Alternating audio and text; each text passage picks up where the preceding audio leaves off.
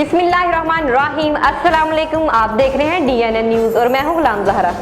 अब रुख करते हैं खबरनामे की तरफ। खबर शामिल करते हैं जिला सांगर से। हमारे नुमाइंदे अमरान अब्बासी की रिपोर्ट के मुताबिक टंडवादम जिला तलीमी अफसरान का टंडवादम के मुख्तलिफ सरकारी स्कूलों का दौरा, दरसगाहों में सोलर सिस्टम की तनसीब और तलीमी मेयार के हवाले से जायजा लिया गया।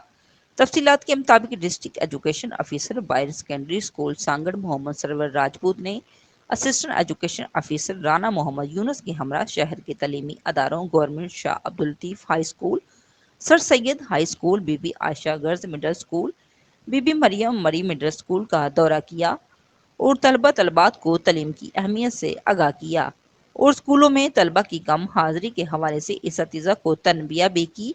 इस मौके पर उन्होंने सहाफ़ियों से बातचीत करते हुए कहा कि हुकूमत सिंध ने जिला सांगड़ के 55 हाई स्कूल्स, जिसमें 15 हाई स्कूल तलका टंडवादम की हैं, सोलर सिस्टम नस्ब करने के लिए फंड्स जारी किए हैं ताकि बिजली लोड शेडिंग के तलबा की तलीम मुतासर ना हो। उन्होंने कहा कि हुकूमत तलीम के साथ नौजवानों में सेहतमंदाना गैर नसाबी सरगर्मियों के लिए आइंदा माह से सरकारी स्कूलों में खेलों की सरगर्मियां शुरू कर रही है, जिससे तलबा में छुपा टैलेंट भी सामने आएगा। अब तक के लिए इतना ही। मजीद खबरों के लिए हमारे साथ रहिए।